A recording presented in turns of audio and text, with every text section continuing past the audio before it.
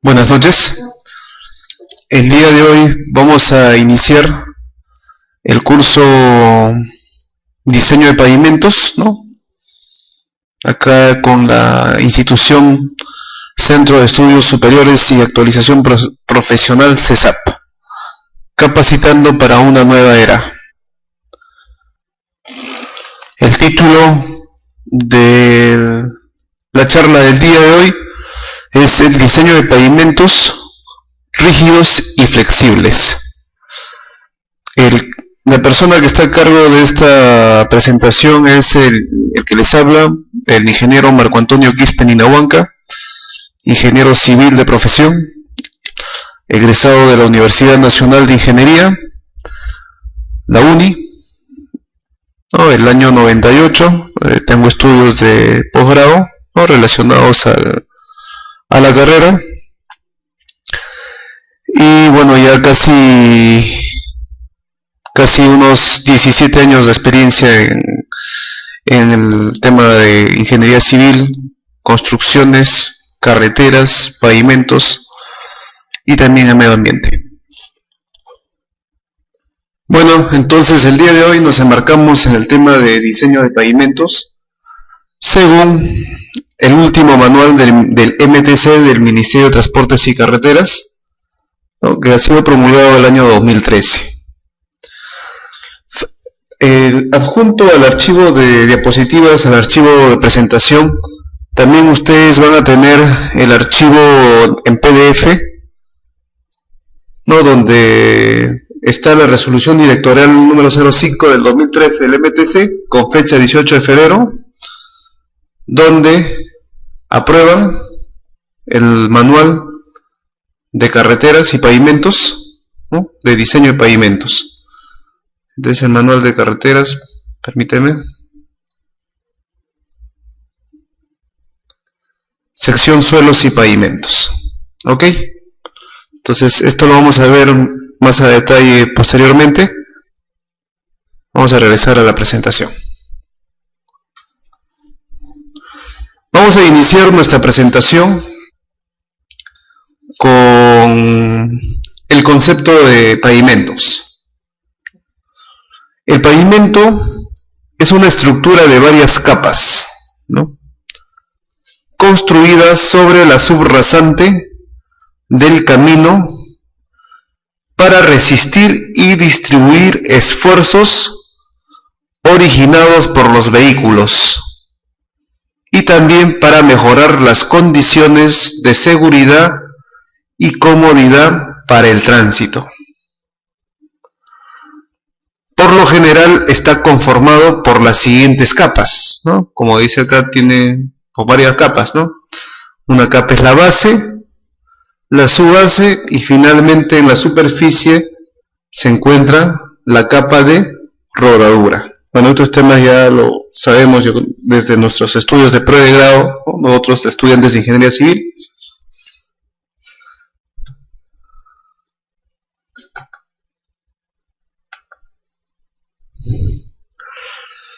Vamos a definir cada uno de estos componentes.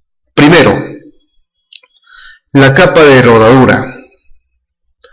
Esta es la parte superior de un pavimento, ¿no?, la parte visible, ¿no?, que puede ser de tipo bituminoso, flexible o asfalto, ¿no?, o también de concreto de cemento Portland. En este caso el pavimento es rígido. También nuestra capa de rodadura puede ser de adoquines, ¿no?, cuya función es sostener directamente el tránsito. Digamos el tránsito a, todos los equipos, ¿no?, que transitan por nuestras carreteras, sean autos, camionetas, camiones, equipos pesados y equipos motorizados, ¿no? Esta es la definición de la capa de rodadura. Voy a hacer un paréntesis aquí. Bueno, sabemos nosotros que el tema de construcción de pavimentos flexibles abarca un gran porcentaje en nuestro país, podemos decir casi más del 90%, y un poco porcentaje se trabaja con pavimentos rígidos. Inclusive las carreteras, ¿no? Las carreteras, la Panamericana Norte, Panamericana Sur, son del tipo de pavimentos flexibles. Acá en Lima, bueno, hemos tenido una construcción de pavimento rígido que es el tramo del Metropolitano, ¿no? Todo el tramo del Metropolitano ha sido construido con pavimento rígido, con concreto, ¿no? Sin embargo, nosotros sabemos que el uso de estos tipos de pavimentos es minoritario, ¿no? Con respecto al flexible. Pero la experiencia en otros países, ¿no? Y viéndonos un poco acá al país vecino Chile, ¿no? Tenemos carreteras, ¿no? Interprovinciales con pavimentos rígidos. El paso de los Andes que une Argentina con Chile, bueno, la parte chilena, ¿no? Desde la frontera es pavimento rígido, ¿no? Tiene muchas ventajas, bueno, algunas desventajas. Sin embargo, bueno, lo vamos a ver a detalle, ¿no? Más adelante, cuáles son las ventajas y desventajas. Pero una de las ventajas grandes del pavimento rígido es el mantenimiento, ¿no? Que yo lo voy a hacer a un periodo largo, ¿no? De repente a los 20 o 30 años. Sin embargo, en pavimento flexible, si ya al 5.º año ya tengo que empezar a parchar, ¿no? La carretera, hacer un mantenimiento. Bueno, sigamos. Hemos definido la capa de rodadura. Otra capa de pavimento es la base, ¿no? La base me indica que es la capa inferior a la capa de rodadura, va debajo de la capa de rodadura, ¿no? Y tiene como principal función de sostener, distribuir y transmitir las cargas ocasionadas por el tránsito. Esta capa será de material granular, drenante, ¿no? Con un CBR mayor o igual a 80%. O será tratada con asfalto, cal o cemento. Esta es la definición de la base. Finalmente, otra capa del pavimento es la subbase, ¿no? Es una capa de material especificado y con un espesor de diseño, ¿no? Eso lo da el proyectista, el cual soporta a la base y a la carpeta de rodadura. O sea, la subbase soporta a dos capas. Además se utiliza como capa de drenaje, ¿no? Para poder drenarle el agua, ¿no? Y control de la capilaridad del agua. Bueno, aquí vamos a utilizar otro tipo de material para poder drenar, ¿no? El agua. Dependiendo del tipo, diseño y dimensionamiento del pavimento. Esta capa puede obviarse en algunos casos.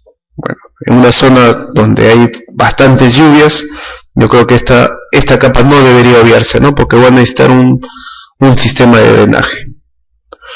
Esta capa puede ser de material granular con un CBR mayor a 40%. Puede ser tratada con asfalto, cal o cemento, ¿no? Para darle mayor dureza.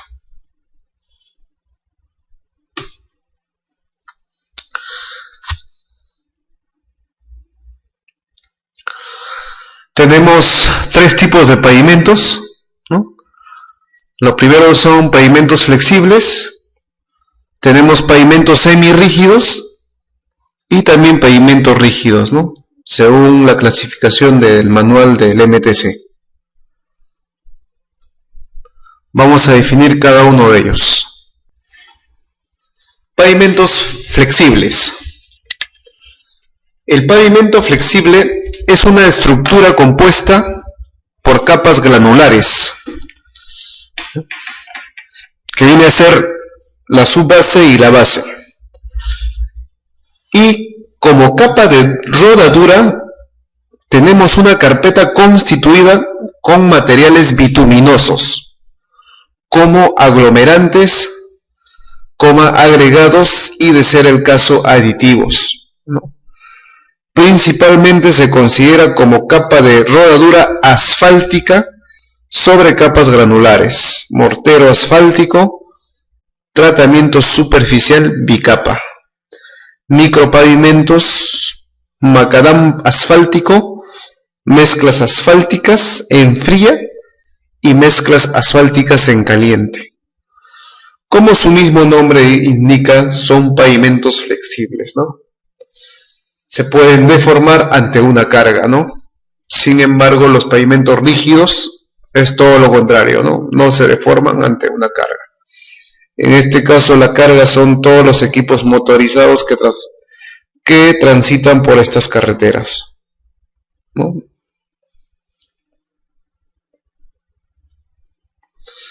Vamos a definir los pavimentos semirrígidos. El pavimento semirrígido es una estructura de pavimento compuesta básicamente por capas asfálticas con un espesor total bituminoso, una carpeta asfáltica en caliente sobre base tratada con asfalto. También se considera como pavimento semirrígido la estructura compuesta por la carpeta asfáltica sobre base tratada con cemento o sobre base tratada con cal. Dentro del tipo de pavimento semirrígido se han incluido los pavimentos adoquinados. ¿Ok? Entonces estamos claros, ¿no? A diferencia del pavimento flexible, los pavimentos semirrígidos tienen, ¿no?, la base tratada con cemento o cal.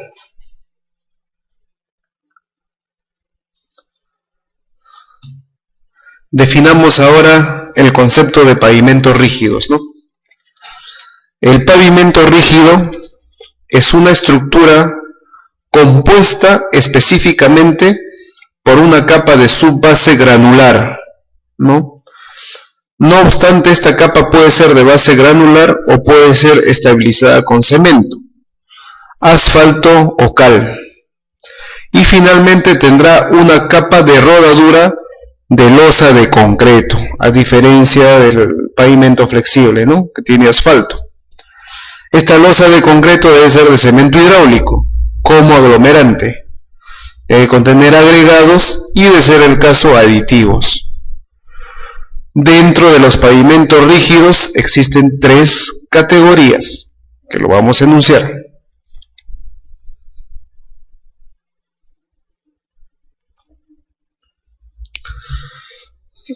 Las categorías de los pavimentos rígidos podemos indicar que hay pavimentos de concreto simple con juntas, la junta de separación, ¿no? Otro tipo, el pavimento de concreto con juntas y además tienen refuerzo de acero en forma de fibras o mallas. Y el tercer tipo de pavimentos es el pavimento de concreto con refuerzo continuo, ¿no? Generalmente los refuerzos son de acero, ¿no? Cada una de estas tiene su particularidad y va a depender bastante del diseño, ¿no?, del proyectista, ¿no?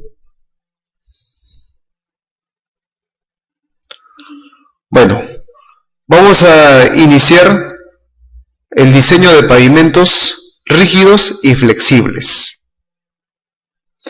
Vamos a hacer una breve ilustración, ¿no?, del procedimiento según el nuevo manual del MTC para el diseño de pavimentos, tanto rígidos y flexibles, ¿no? Y finalmente vamos a meternos bastante en el nuevo manual, ¿no?, que nos indica el nuevo manual cuál es el procedimiento para poder aclarar, ¿no?, y también verificar todos los pasos que nos indica el nuevo manual para cumplir, ¿no?, nuestro diseño final.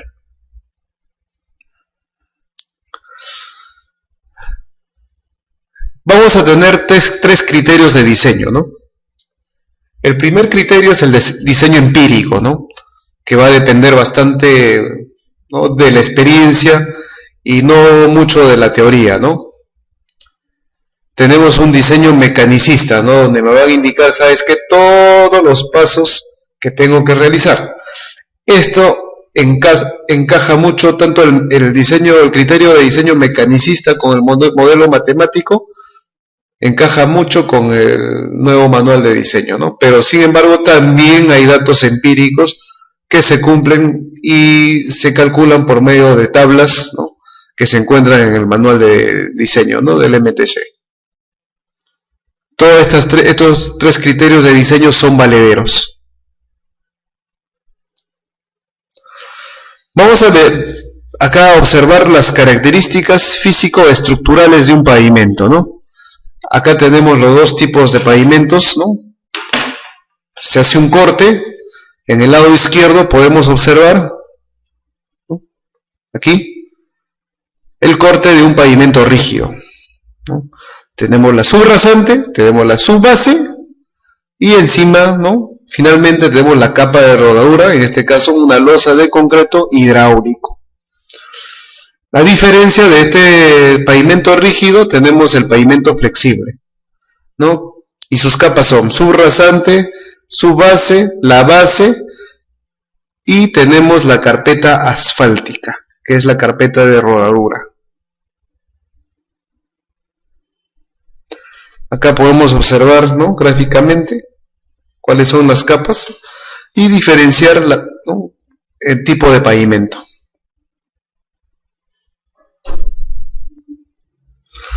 Podemos observar en esta gráfica la distribución de carga según el tipo de pavimento, ¿no? La carga, en este caso las llantas, ¿no?, el peso del vehículo que transmite, en el pavimento rígido, ¿no?, va a transmitir la carga según se muestra en este gráfico, por ser rígido, ¿no? Los distribuye casi de forma proporcional al pavimento. A diferencia, el pavimento flexible, en el pavimento flexible, la distribución de carga, por lo mismo de ser flexible, la distribución de carga va a ser de la forma que se coloca en esta gráfica, ¿no? No va a estar proporcionalmente distribuida.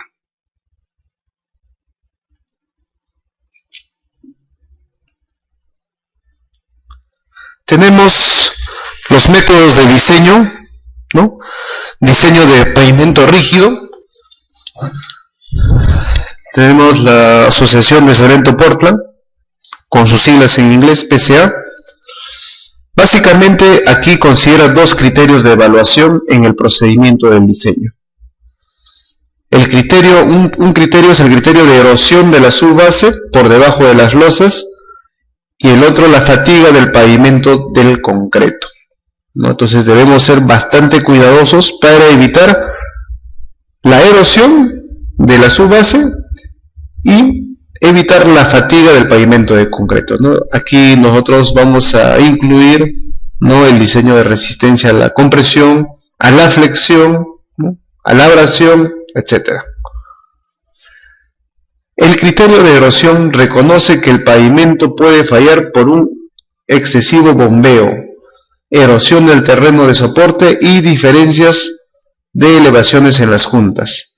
El criterio del esfuerzo de fatiga reconoce que el pavimento puede fallar, presentando agrietamientos derivados de excesivas repeticiones de carga. Vamos a detallar los métodos de pavimento flexible de diseño, ¿no? Tenemos el método AASHTO, ¿no?, del American Association of State Highways and Transportation Officials. Básicamente se considera el módulo de reacción del suelo es una constante matemática, ¿no?, que muestra la rigidez del suelo de fundación. Este parámetro de suelo se utiliza para el diseño de cimientos sobre suelos de comportamiento elástico. Tenemos el método del Instituto de Asfalto de Estados Unidos, ¿no?, el método de CBR, método del índice de grupo, método de la FAA, método de Kansas, experimento vial AASHTO. ¿Cuáles son las variables del diseño, no? Tenemos los criterios y selección de parámetros de diseño. ¿no? De manera general tenemos la serviciabilidad.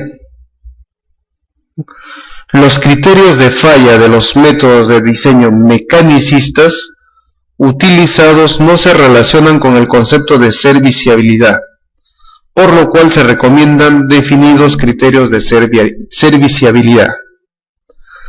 Tenemos otra variable que es el tránsito de diseño. Se considera solo los vehículos pesados para estimar la cantidad de solicitaciones que afectarán al camino durante su vida de servicio. Se utiliza para el diseño los ejes equivalentes acumulados para el periodo de diseño, y para su cálculo se requiere la siguiente información: periodo de diseño estructural, tasa de crecimiento, estratigrafía de carga. Con esta información se propone una metodología simplificada para la estimación de los ejes equivalentes de diseño. La información debe ser lo más cercana a la realidad y no se recomienda aplicar factores de seguridad propios debido a que el método resume la información a 5 rangos de ejes equivalentes. Tenemos como variables también el periodo del diseño estructural, ¿no? Se definen 2 periodos de diseño estructural, de tal forma de otorgar una mayor flexibilidad a la metodología de diseño. Los periodos son de 5 y 10 años. Esto en el caso de los pavimentos flexibles únicamente. Estratigrafía de carga. Se definen 2 tipos de estratigrafía de carga. Una para caminos de tránsito liviano y otra para caminos de tránsito pesados.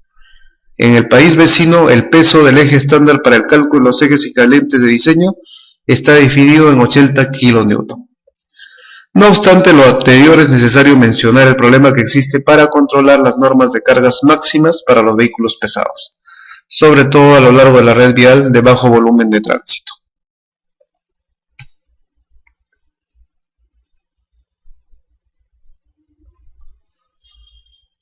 Variables del diseño, ¿no? Tenemos la estratigrafía para caminos de tránsito liviano, utilizado en caminos con tránsito liviano y con un porcentaje menor al 15% de buses y camiones de 2 ejes.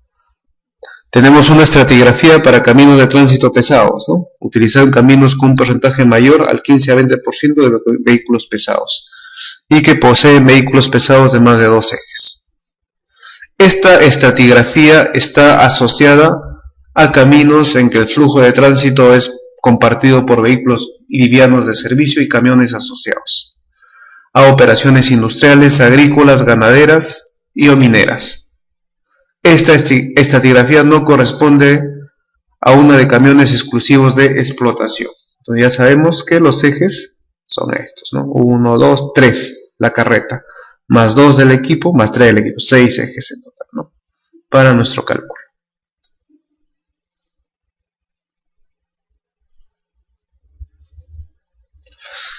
Vamos a ver las tasas del TMDA y tasas de crecimiento, ¿no? Esto está relacionado al tránsito, ¿no? Nosotros hacemos un diseño, por ejemplo, realizando estudios de tránsito, ¿no?, actuales, pero debemos incluir una tasa de crecimiento, ¿no? La cantidad de equipos motorizados en el año 2015 no van a ser los mismos en el año 2020, ¿no? Y no son los mismos que el año 2010 también, pues, ¿no? Ha habido una tasa de crecimiento, ¿no? Y digamos que ha sido casi exponencial, ¿no? La estimación de los flujos de tránsito es una de las etapas críticas durante el proceso de diseño estructural de pavimentos. Esto debido a la gran incertidumbre que existe sobre el comportamiento del flujo vehicular, ¿no? O sea, bueno, y eso es cierto, ¿no? O sea, en el año 2010 no pensábamos que íbamos a tener tanta cantidad de equipos, ¿no?, en el año 2015. Luego del mejoramiento de estándar del camino, ¿no? La estimación del tránsito generado que producen los cambios de estándar de caminos de bajo volumen de tránsito son uno de los mayores problemas, ¿no?, a los cuales se enfrenta el diseñador al momento de estimar los flujos futuros de tránsito. Si bien existen casos especiales en que este aspecto se transforma en un problema real, los estudios internacionales analizados en general no consideran este efecto significativo, debido a que la tasa de crecimiento tiende a estabilizarse en los años posteriores al cambio de estándar. El método considera este efecto por medio del manejo de las tasas de crecimiento en el cálculo de los flujos totales de tránsito para todo el periodo del diseño. De esta forma, las tasas de crecimiento utilizadas son del 4% para el caso normal y del 7% para el caso de existir tránsito nuevo generado.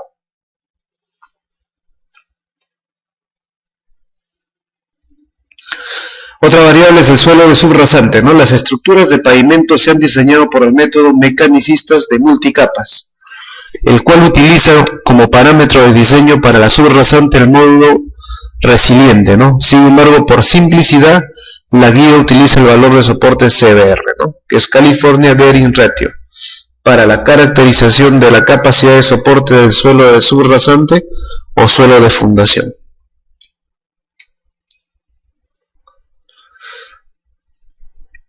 Tenemos otras variables como el clima, que puede tener diversos efectos sobre la estructura del pavimento, ¿no? Los principales elementos del clima usualmente considerados en el diseño de pavimento son las temperaturas extremas y el agua, ¿no? Es muy distinto diseñar un pavimento en diquio, ¿no? En todas las abras que tiene el Perú, ¿no? Abras son todos los puntos altos donde pasan las carreteras, ¿no? O hacer un pavimento acá en Lima, ¿no? Estos afectan al módulo de rigidez, a la estabilidad de las mezclas, a las dilataciones, ¿no? Por los cambios de temperatura, ¿no? Por los ciclos de penetración de la helada y las zonas lluviosas y las inundaciones, ¿no?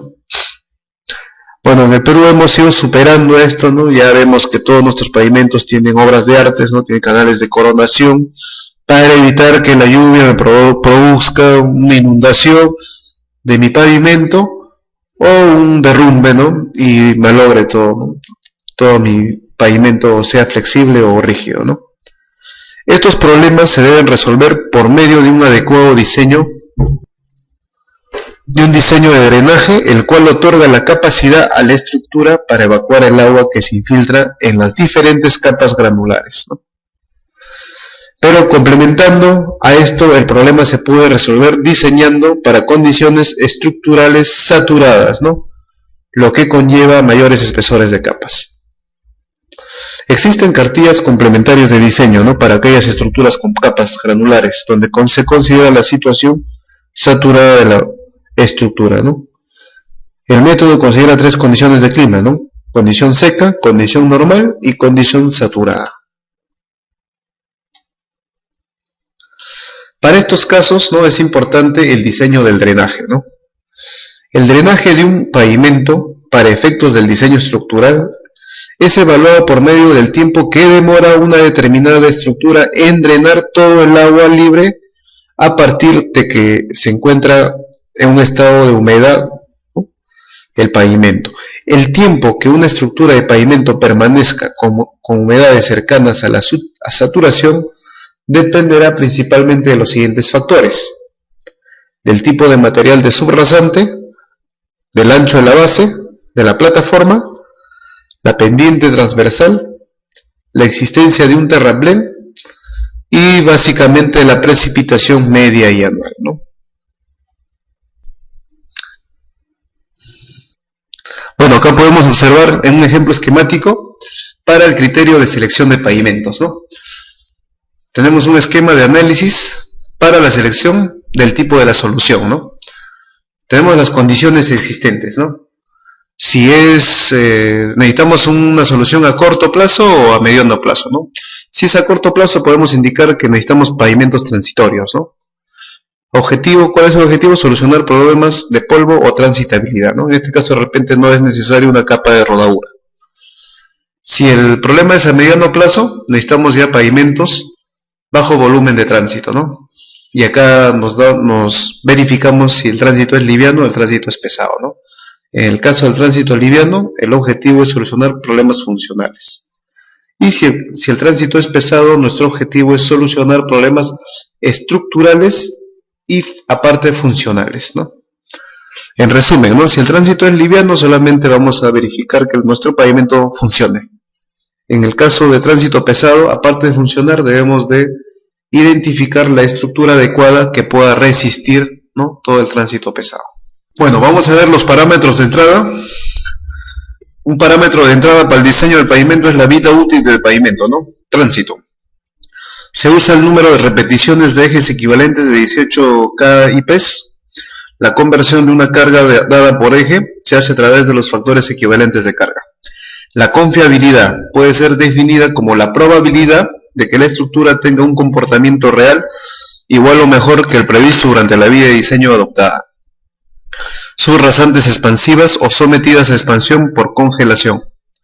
Si se tiene una subrasante expansiva o bien sometida a expansión por congelamiento, habrá una pérdida adicional de serviciabilidad. Los criterios de adopción de niveles de serviciabilidad se define como la capacidad de servir al tipo de tránsito para lo cual se ha diseñado, y así se tiene un índice de serviciabilidad presente, ¿no? Mediante el cual el pavimento es calificado entre 0, pésimas condiciones, y 5, perfecto.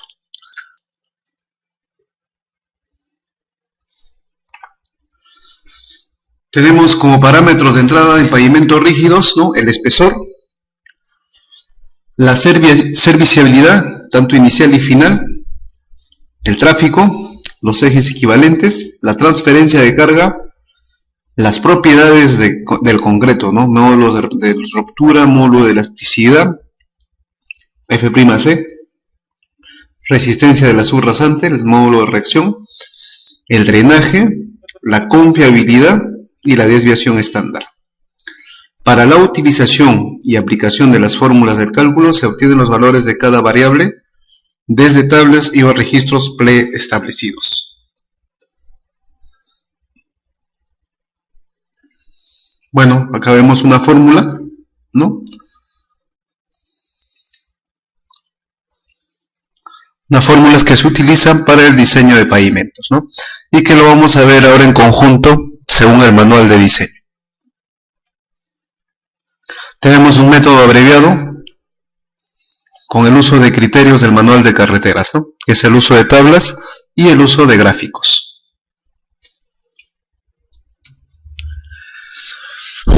Ahora, enmarcados en el nuevo manual de diseño del MPC, vamos a realizar nuevamente revisar unos conceptos, ¿no?, de los pavimentos flexibles. En este manual se ha optado para el dimensionamiento de las secciones del pavimento por los procedimientos más generalizados del uso actual en el país. Los procedimientos de diseño, según el manual del MTC, son el método AASHTO, ¿no?, según la guía de diseño de pavimentos estructurales del año 93, B, los análisis de performance o comportamiento del pavimento durante el periodo de diseño. Típicamente el diseño de los pavimentos es mayormente influenciado por dos parámetros básicos. ¿Cuáles son? Las cargas de tráfico vehicular impuestas al pavimento y las características de la subrasante sobre la que se asienta el pavimento. La forma como se consideran estos dos parámetros dependerá de la metodología que se emplee para el diseño de nuestro pavimento flexible. Bien, las cargas de tráfico vehicular impuestas al pavimento están expresadas en el ESALS, ¿no?, que son el Equivalent Single Axle Loads, ¿no?, las cargas equivalentes simples, ¿no?, las cargas axiales, de 18 kips o 80 kilonewton o 8.2 toneladas, que en el presente manual se denominan ejes equivalentes. La sumatoria de estas cargas equivalentes, ¿no?, durante el periodo de diseño es referida como W18 en el presente manual. Se denomina número de repeticiones de 8.2 toneladas. Para el caso del tráfico y del diseño de pavimentos flexibles, en este manual se definen tres categorías. ¿Cuáles son? Una, los caminos de bajo volumen de tránsito, ¿no?, que me habla de 150.001 hasta 1.000.000 de EE, ¿no?, en el carril y periodo de diseño. Podemos ver acá en el cuadro 12.1, ¿no?, que también ustedes lo ven en el manual de diseño de pavimentos, número de repeticiones acumuladas de ejes equivalentes, ¿no?, de 8.2 toneladas en el carril de diseño. Tenemos aquí en la columna de la izquierda los tipos de tráfico pesado, ¿no?, Y los rangos de tráfico pesado, ¿no? TP1 de 150.000 a 300.000, TP2 de 300.000 a 500.000, TP3 de 500.000 a 750.000 y el TP4 de 750.000 a 1.000.000. Todas estas son considerados como caminos de bajo volumen de tránsito, ¿no? Esta fuente es la elaboración propia del manual de diseño de pavimentos. Este es el tráfico pesado expresado en EG, en el carril de diseño. Vamos a ver la otra categoría, B, caminos que tienen un tránsito desde 1.000.000 hasta 30 millones, ¿no? En el carril y periodo de diseño. Y también se subdivide en 10 subcategorías, ¿no? Desde 1.000.000 hasta 30 millones. Entonces, si nosotros vamos en el TP7, tenemos que es desde 3 millones hasta 5 millones, ¿no? Esto nos va a servir para poder diseñar nuestro pavimento flexible, ¿no? Según el estudio que tengamos, ¿no? Vamos a verificar en qué tipo de TP nos encontramos. Finalmente tenemos la categoría de caminos que tienen un tránsito mayor a 30 millones ¿no? En el carril y periodo de diseño. Esta categoría de caminos no está incluido en el presente manual. Me refiero al manual de diseño de pavimentos. El diseño de pavimentos será materia de estudio especial por el ingeniero proyectista en este caso, analizando diversas alternativas de pavimentos equivalentes y justificando la solución adoptada. ¿Ok? Eso sí tenemos que tener en claro. Solamente en el manual se incluye el diseño de pavimentos, una metodología para la categoría, ¿no? Hasta 30 millones. De 30 millones a más necesitamos que el especialista, el ingeniero proyectista, realice nuestro diseño de pavimento. Bueno, acá vamos a ver las características de la subrasante sobre la que se asienta el pavimento. Están definidas en 6 categorías de subrasante, en base a su capacidad de CBR, ¿no? Tenemos una categoría de subrasante inadecuada, ¿no? Si el CBR es menor a 3%.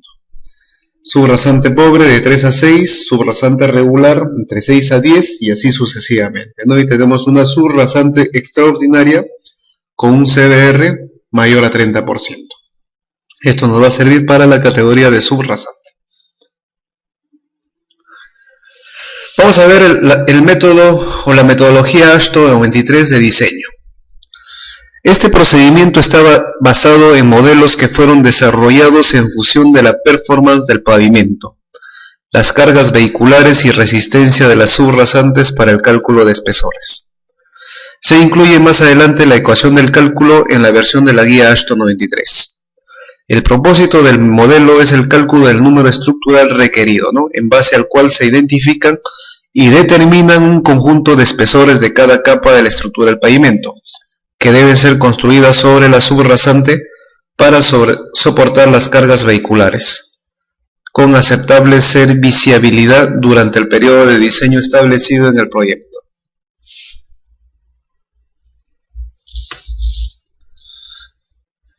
¿Qué me dice la metodología con respecto al periodo de diseño? Ya tenemos también el periodo de diseño, ¿no? El periodo de diseño a ser empleado para el presente manual de diseño de pavimentos flexibles será hasta 10 años. Como le dije en un inicio, ¿no? A diferencia de pavimentos rígidos, máximo podemos tener 10 años acá de vida útil, ¿eh? Para caminos de bajo volumen de tránsito. Periodo de diseño por 2 etapas de 10 años y periodo de diseño de una etapa de 20 años. El ingeniero de diseño de pavimentos puede ajustar el periodo de diseño según las condiciones específicas del proyecto y requerido por la entidad. Tenemos acá, según AASHTO, ¿no? Las variables. La ecuación básica para el diseño de la estructura de un pavimento flexible es la siguiente, ¿no? A partir de esta ecuación se desprenderán las siguientes definiciones. W18, vamos a ver, W18, ¿ustedes lo ven ahí? W18, ¿no? Logaritmo, es el número acumulado de ejes simples equivalentes a 80 kN o 18.000 libras para el periodo de diseño. Corresponde al número de repeticiones del ED de 8.2, ¿no? El cual se establece en base a la información del estudio de tráfico. Esto se encuentra en el capítulo 6 del manual, ¿no? El módulo de resiliencia, ¿no? Es una medida de rigidez del suelo de subrasante, el cual para su cálculo se empleará la ecuación que correlaciona con el CBR, ¿no? Recomendada por el Mechanics Empirical Pavimentos Diseño y Guía, ¿no? Tenemos acá que el MR expresado en PSI es igual a 2555 por el CBR elevado a la 0.64. Confiabilidad. El método Ashtok incorpora el criterio de la confiabilidad, que representa la probabilidad que una determinada estructura se comporte durante su periodo de diseño, de acuerdo con lo previsto. Esta probabilidad está en función de la variabilidad de los factores que influyen sobre la estructura de pavimento y su comportamiento. Sin embargo, solicitaciones diferentes a las esperadas, como por ejemplo calidad de la construcción, condiciones climáticas extraordinarias, crecimiento excepcional del tráfico pesado mayor a lo previsto y otros factores pueden reducir la vida útil prevista de un pavimento. Tenemos acá los valores recomendados del nivel de confiabilidad para una sola etapa de diseño de 10 o 20 años, según el rango de tráfico. Caminos de bajo volumen de tránsito, ¿no? Según los TP, ¿no? Del TP0 al TP15, solamente hasta 30 millones, ¿no? Nivel de confiabilidad 65%. Conforme vamos subiendo, ¿no? Si tenemos un TP14, tenemos que tener un nivel de confiabilidad del 95%, ¿no? Debe haber mayor confiabilidad según va creciendo mi cantidad de TPE, ¿no? Coeficiente estadístico de desviación estándar, ¿no? Este coeficiente representa el valor de confiabilidad seleccionado para un conjunto de datos en una distribución normal. Ahora, hablemos de las bermas del pavimento flexibles, ¿no? Las bermas componen parte unívoca del pavimento a ser diseñado, manteniendo los mismos componentes estructurales. El propósito de las bermas es proporcionar un soporte lateral, ¿no? Adecuado del borde del pavimento de la calzada e impedir la rotura de los bordes. Asimismo, también incrementa la seguridad del usuario y con el ancho adecuado permite un refugio apropiado para los vehículos averiados.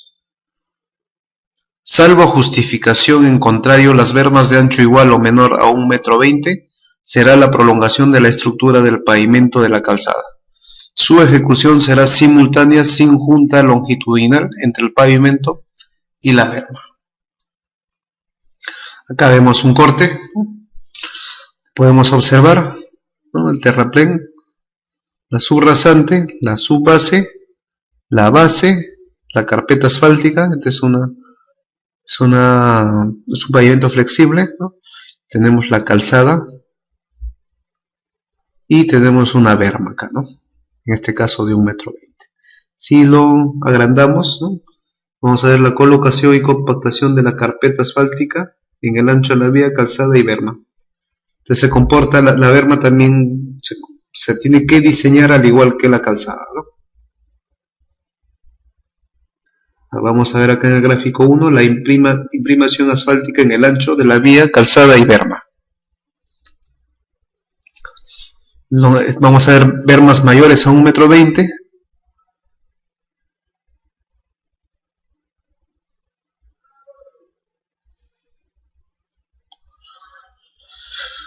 Vamos a ver el refuerzo en pavimentos flexibles, ¿no? La necesidad de contar con un refuerzo en un pavimento flexible puede determinarse por las siguientes razones, ¿no? A. Insuficiencia estructural del pavimento, definida en base a una evaluación superficial y estructural del pavimento. En este caso, el refuerzo resulta necesario por haberse cumplido o estar próximo a cumplir la vida útil del pavimento. Otra razón puede ser por el crecimiento del tráfico mayor al previsto, ¿no? Del estudio inicial. El tráfico es una de las variables de diseño de pavimentos y un incremento mayor al previsto hace necesario el análisis para la aplicación de un refuerzo. C. Costos de conservación excesivos. Está relacionado con el planteamiento de una estrategia de conservación vial del pavimento, donde se han fijado las políticas o actividades de conservación y determinado las intervenciones y los costos de conservación rutinaria y periódica del pavimento flexible para el periodo de su vida útil.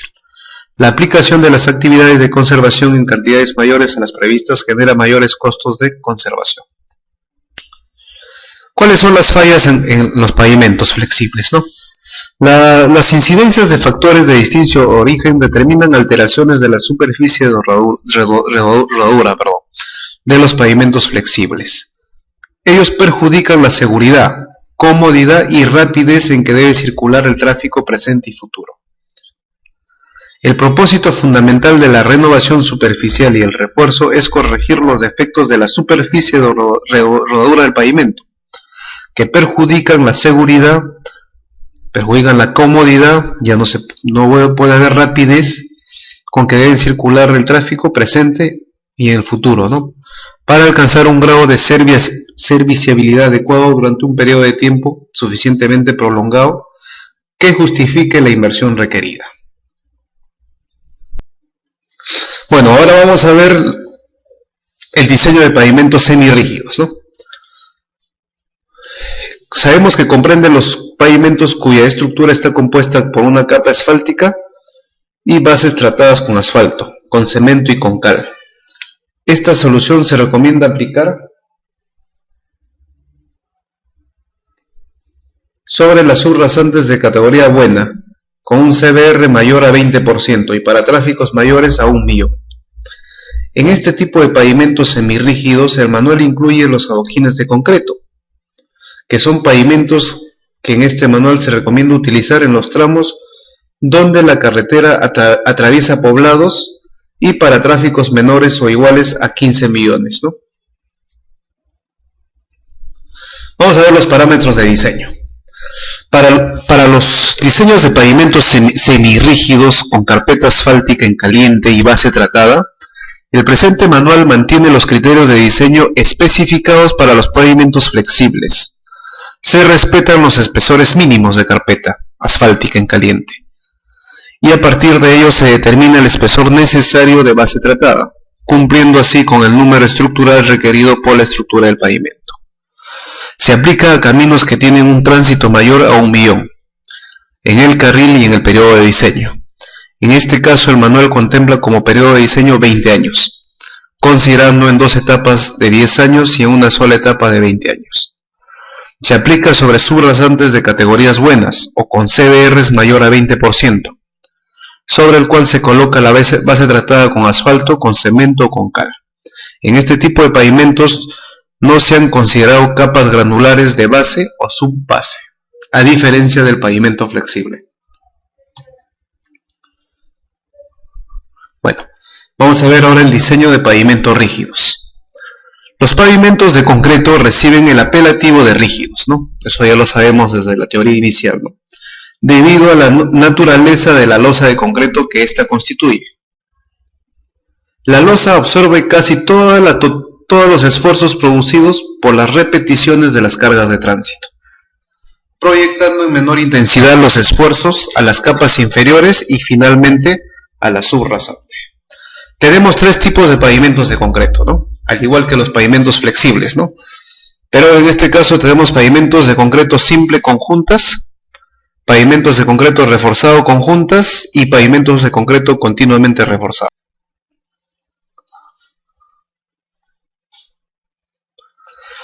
Los pavimentos de concreto con juntas son las que mejor se aplican a la realidad nacional, ¿no? A nuestra realidad peruana, debido a su buen desempeño y a los periodos de diseño que usualmente se emplean.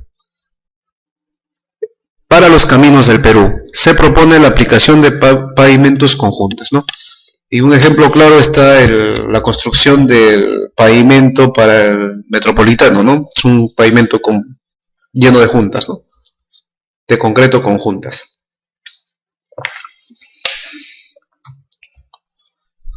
El método AASHTO 93 estima que para una construcción nueva del pavimento comienza a dar servicio a un nivel alto, a medida que transcurre el tiempo y con él las repeticiones de cargas de tránsito, el nivel de servicio baja.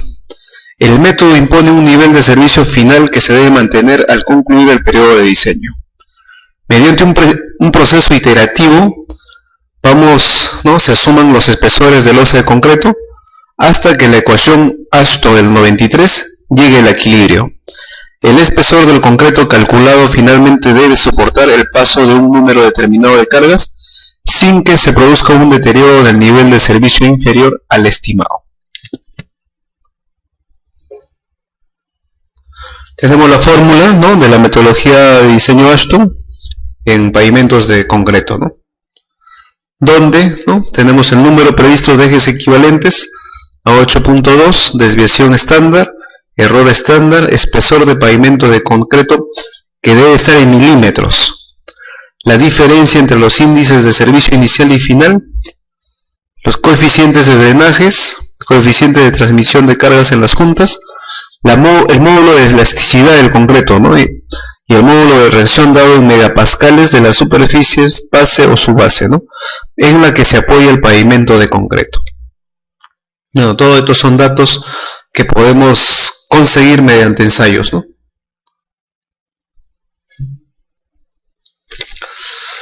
Periodo de diseño, ¿no? Pavimentos rígidos. El periodo de diseño a ser empleado para el presente manual del MTC en pavimentos rígidos será mínimo de 20 años. El ingeniero de diseño de pavimentos puede ajustar el periodo de diseño según las condiciones específicas del proyecto y lo requerido por la entidad. Vamos a hacer un paréntesis acá, ¿no? A diferencia de los pavimentos flexibles, ¿no?, nosotros no tenemos un pavimento flexible. Por ejemplo, el mantenimiento, ¿no?, de un pavimento flexible se da a los 3 o 5 años máximo, ¿no? En cambio, el mantenimiento de un pavimento rígido puede ser a los 10, 15 años, ¿no? Eso quiere decir que el pavimento de concreto, ¿no?, pues no va a tener los huecos que tiene un pavimento de asfalto, ¿no? Una desventaja en la etapa de construcción del pavimento rígido es la celeridad, ¿no? Mientras yo tengo una pavimentadora de asfalto, realizar un pavimento de concreto, supuestamente tenemos en teoría que esto es demanda de más tiempo. Sin embargo, hemos visto que esto no es del todo cierto, ¿no? Para la construcción de los pavimentos del metropolitano, ¿no?, las concreteras, ¿no?, la concretera utilizaron pavimentadoras de concreto, ¿no? Y con esto se hizo, bueno, al mismo ritmo de una obra de pavimento flexible. Indican también que otra característica del pavimento de concreto rígido también es lo amigable con el medio ambiente, ¿no? Con un pavimento rígido no vamos a necesitar tanta luz que se requiere para alumbrar un pavimento flexible, ¿no?, de asfalto, entre otras.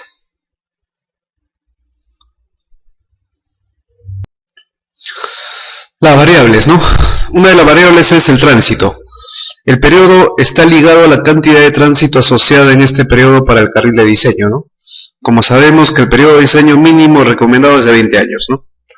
Una característica propia del método Ashton es la simplificación del efecto del tránsito introduciendo el concepto de ejes equivalentes. Es decir, transformamos las cargas de los ejes de todo tipo de vehículo en ejes simples equivalentes de 8.2 toneladas de peso, comúnmente llamados ESALs. El cálculo de la CE de diseño estará de acuerdo a lo establecido en el capítulo 6, tráfico vial. Serviciabilidad.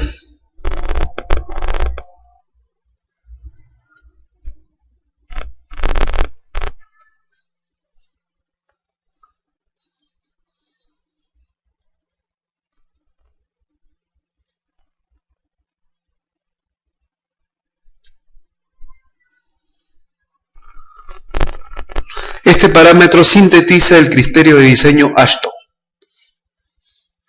Según el Ashton 93, caracteriza el servicio con dos parámetros, ¿no?, que es el índice de servicio inicial e índice de servicio final.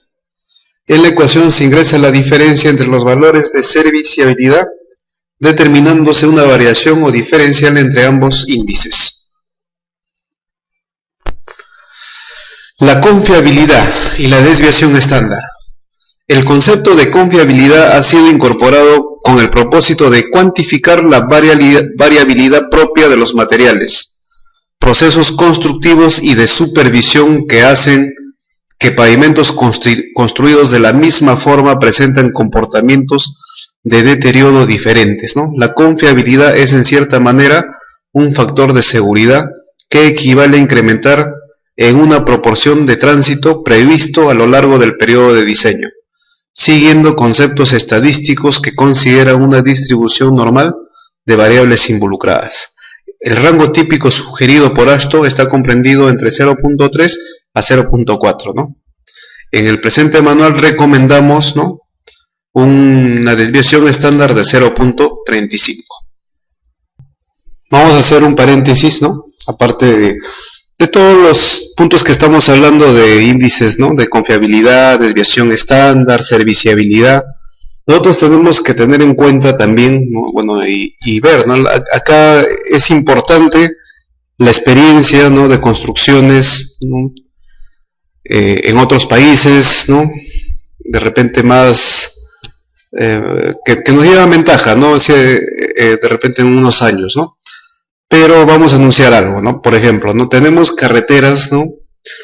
¿Qué pasaría si nosotros, nuestra carretera, tanto de la Panamericana Sur o la Panamericana Norte, aparte, ¿no?, que todavía estamos en pañales, que tenemos solamente un tramo que, con respecto a la Panamericana Sur, solamente llega hasta Chincha, ¿no?, la autopista, ¿no? Sin embargo, en otros países, ¿no?, vamos a hablar de Chile nomás, ¿no?, tanto la sur y la norte, todas tienen, ¿no?, los 5.000 kilómetros tienen autopista, ¿no? Esto es algo que nos falta a nosotros, ¿no? Adicional, miren, en nuestro diseño nosotros debemos considerar zonas de descanso, ¿no? No tenemos, lamentablemente no tenemos zona de descanso, ¿no?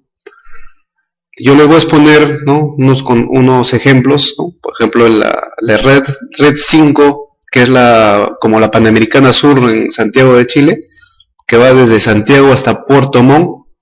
Cada 100 kilómetros tenemos una zona de descanso, ¿no? Y estas zonas son áreas que tienen más o menos, pues, entre 2 a 3 hectáreas, ¿no? Que tienen estacionamientos para todo tipo de vehículos, ¿no?, desde livianos, públicos y equipos pesados, ¿no? Tienen una zona de camping, una zona de descanso, unos baños con ducha.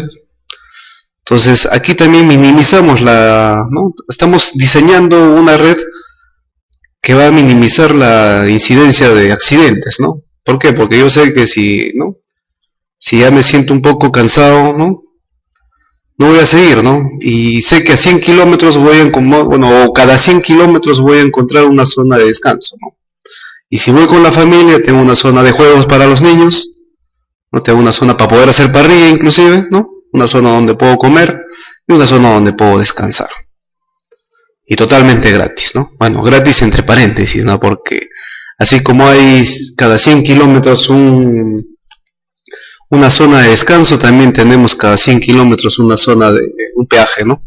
Y ahí está el pago, pues, ¿no? Pero bueno, justifica estos pagos, ¿no? El suelo y el efecto de las capas de apoyo, ¿no? El parámetro que caracteriza el tipo de subrasante es el módulo de reacción de la subrasante. En este caso vamos a denominarla K. Adicionalmente se contempla una mejora en el nivel de soporte de la subrasante, con la colocación de capas intermedias granulares o tratadas, efecto que mejorará las condiciones de apoyo y pueda llegar a reducir el espesor calculado de concreto. Esta mejora se introduce en el módulo de reacción combinado. Resistencia a la flexotracción del concreto. Debido, ¿no?, a que los pavimentos de concreto trabajan principalmente a flexión, y nosotros sabemos que el concreto, su principal función es a compresión, es que se introduce este parámetro de la ecuación AASHTO. El módulo de rotura está normalizado por la norma ASTM C78 en el ensayo de concreto, ¿no?, que es muestreado en el manual de carreteras, suelos, geología, ¿no? y muestreo en vigas a los 28 días, ¿no? De las vigas deberán ser ensayadas aplicando cargas en los tercios, ¿no? Y forzando la falla en el tercio central de la viga. No, nuevamente les digo, ¿no? El concreto es una estructura que funciona más a compresión, ¿no? Sin embargo, en pavimentos, esta va a trabajar más a flexión. Y debemos hacer esos ensayos, ¿no? A flexión. Y sabemos también que para reforzar o para que mi concreto o mi pavimento trabaje la flexotracción, debo de adicionar, ¿no? Unas varillas de fierro, por ejemplo, ¿no? El módulo de elasticidad del concreto, ¿no? Es un parámetro particularmente importante para el dimensionamiento de estructuras de concreto armado. La predicción del mismo se puede efectuar a partir de la resistencia a compresión o flexotracción, a través de correlaciones establecidas. Los drenajes, ¿no? En pavimentos rígidos.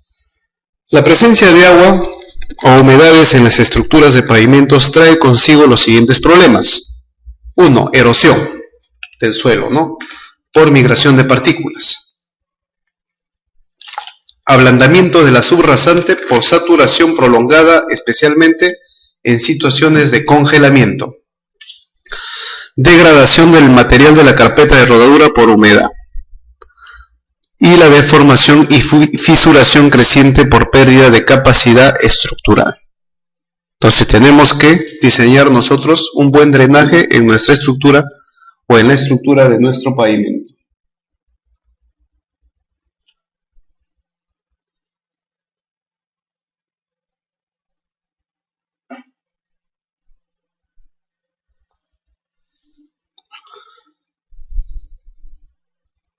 Bermas del pavimento rígido, ¿no? Las bermas, al igual que los pavimentos flexibles, tienen por finalidad proveer soporte al borde de la calzada de este pavimento, asistencia a los vehículos en problemas, e incrementar la seguridad y prevenir la erosión de las capas inferiores. Los tipos de berma que se encuentran disponibles son concreto, asfalto y granulares.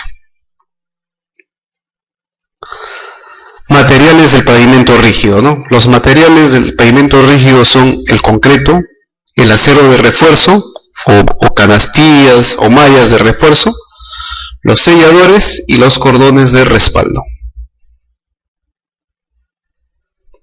Ensanche de pavimentos. Nosotros vamos a diseñar y construir la sección de un ensanchamiento haciendo coincidir con cada una de las capas del pavimento existente. El número estructural total de la sección ensanchada debe ser igual o mayor al número estructural de la calzada principal. El espesor de la capa asfáltica debe ser igual o mayor a la carpeta o losa de la calzada existente, ¿no? De tal manera que se puede equilibrar las condiciones de resistencia. Además, la nueva capa asfáltica debe cubrir parte de la calzada existente.